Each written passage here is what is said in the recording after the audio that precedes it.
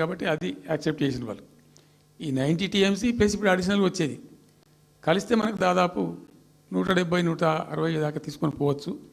కంఫర్టబుల్గా ఉంటాం మనం, ఇక్కడ డ్రింకింగ్ వాటర్ కానీ ఇంకోటి కానీ బాధ లేకుండా ఉంటాం. ఆ జిల్లా సుభిక్షం అవుతుంది అని ఆల్రెడీ పాలమూరు జిల్లాలో తెచ్చుకున్నటువంటి 6.5 లక్షల ఎకరాల ఆయకట్టు ప్లస్ దీనిలో ఒక 7 లక్షలు వస్తుంది పాలమూరు, అంటే 13.5 lakhs పోతుంది.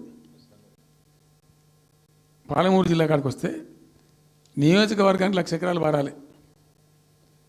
అంత కృషించి అంత కునారిల్లి 60 ఏళ్ళు ఏడిచి గోసపడ్డ పాలమూరుకు ఒక పెద్ద రిలీఫ్ వస్తుంది. దీంతో మొత్తం జిల్లా టాప్ టు బాటం అంతా కూడా అద్భుతమైనది ఉంటుంది.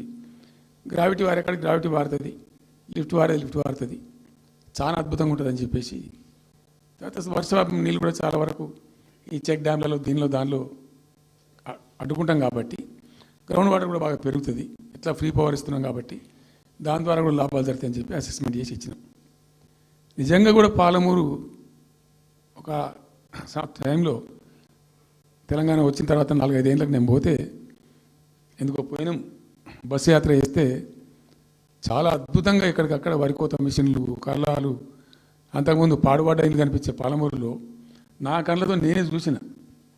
ఇంకా ఇది అంతా కంప్లీట్ అయిపోతే ఈ అనుకున్న 15 లక్షల ఎకరాల నీళ్ళు వస్తే చాలా దివ్యంగా ఉంటుందని చాలా సంతోషపడుకుంటూ పోయినాం. సరే, ఇప్పుడు కేంద్ర ప్రభుత్వం కొత్తగా తాకీదు, అది ఎవరు చెప్పినారో తెలియదు. వాళ్ళు చెప్తున్నారు, ఇప్పుడు గవర్నమెంట్ వాళ్ళు చెప్తున్నారు. ఏంది, మీరు 90 టీఎంసీలు పెట్టుకున్నారు, పాత గవర్నమెంట్ పంపించింది. ఒకటి డిపిఆర్ తిప్పి పంపించారు, దాని మీద సడి లేదు, సప్పుడు లేదు, లుల్లి లేదు, లూకాండం లేదు, తల ఊగుతున్నారు. ఎందుకు తల ఊగుతున్నారు? రాష్ట్ర ప్రయోజనాలు కాపాడడానికి లేకపోతే, రాష్ట్రానికి వచ్చిన నీళ్ళని కూడా కాపాడే స్థితి లేకపోతే ఇదేం దద్దమ్మ ప్రభుత్వం? ఇంత చేత కానీ ప్రభుత్వం ఉంటే ఎట్లా? నోరు లేని ప్రభుత్వం ఉంటే ఎట్లా? పెద్ద నోరు పెట్టుకొని పెద్ద గడబడి చేయాలి కదా. ఒక 10 టీఎంసీలు పోతేనే ఒక్కొక్క రాష్ట్రం ఎక్కడ దాకా పోయి కొట్లాడతారు. ఇవాళ మొత్తం డిపిఆర్ పంపించి ప్రాజెక్ట్ని ఆగం చేసే పరిస్థితి వస్తే సప్పుడు లేదు ఒకటి.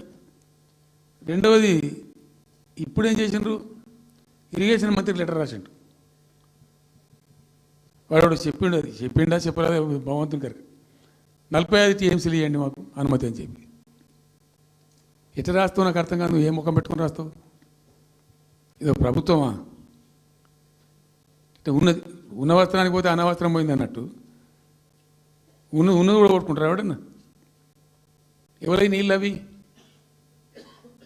ఆల్రెడీ బచావ్ ట్రిబ్యునల్ తీర్మానంలో ఇచ్చింది.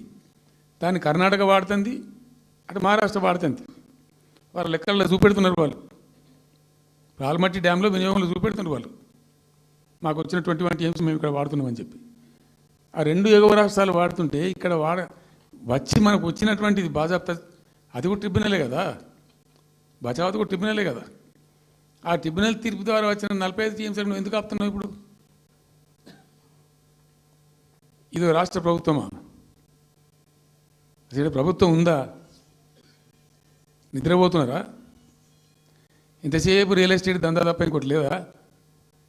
ఇల్టు భూములు ఎట్లా అమ్ముదాం, పల్టు భూములు ఎట్లా అమ్ముదాం, ఆ భూములు ఎట్లా దెబ్బ పెడదాం, ఇంకెంత కమిషన్ కొడదాం, ఇది తప్ప రాష్ట్ర ప్రయోజనాలు, నీళ్లు, రైతులు, మనుషులు లేరా? ప్రాజెక్టులు ఎందుకు 2 ఏళ్ళ నుంచి ₹1 పెట్టలే?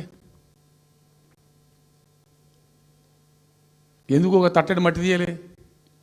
ఎవరు నిరోధించిన మిమ్మల్ని? ఎవరు అడ్డుపడ్డారు మీకు? ఎవరు కట్టేసారు మీ కాలను? అటు పైసా పనిచేయరు, నిష్క్రియాపరత్వంగా ఉంటారు. డిపిఆర్ పంపిస్తే సపోర్ట్ చేయరు. ఇలా చివరికి 45 టీఎంసీ అని రాస్తారు. అంటే ఏం కాబోతుంది? ఎవరో ఒత్తిడి ఉంది దీని వెనుక? ఏం కుట్ర దాగుంది ఇది? 2 ఏళ్ళ నుంచి నేను మౌనం పాటించి చూసుకుంటూ వస్తున్నాం. తప్పని పరిస్థితి నేను బయలుదేరినప్పుడు తప్పదు. అటు కేంద్రాన్ని ఎక్స్పోజ్ చేస్తాం, ఇటు రాష్ట్రాన్ని ఎండగడతాం ప్రజల మధ్యలో ఖచ్చితంగా. ఇలా మొత్తం విస్తారంగా మాట్లాడినాం, చర్చించినాం. చాలా పెద్ద ప్రజా ఉద్యమాన్ని శ్రీకారం చుడతాం. కంపల్సరీ పాలమూరు, రంగారెడ్డి, నల్లగొండ జిల్లాలలో గ్రామాన దానికి పోస్టర్ డిజైన్ అవుతుంది, కరపత్రం డిజైన్ అవుతుంది. ప్రజా ఉద్యమాలు చేస్తాం, పెద్ద బహిరంగ సభలు పెడతాం. నేను స్వయంగా అటెండ్ అవుతున్న బహిరంగ సభలకు ప్రజాక్షేత్రంలో ఈ ప్రభుత్వం యొక్క నిష్క్రియాపరత్వాన్ని ఎండగడతాం. ఇప్పుడు వాయిస్ అయితే తెలంగాణకు, మరి తెలంగాణకు ఉన్న ప్రభుత్వం మాట్లాడకపోతే ఇంకెవరు మాట్లాడారా? మాకు రెండు బాధ్యతలుంది.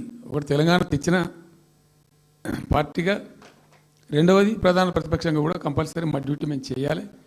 అందుకోసం గాను వీళ్ళు ఏదో తమాషకు మేము అదొకటి ఇదొకటి అడ్డం పొడుగు మాట్లాడి, కిరికిరి మాటలు మాట్లాడి, ఈ కారు కూతలు కూసి ఏదో చేస్తామనుకుంటే నడవదిగా.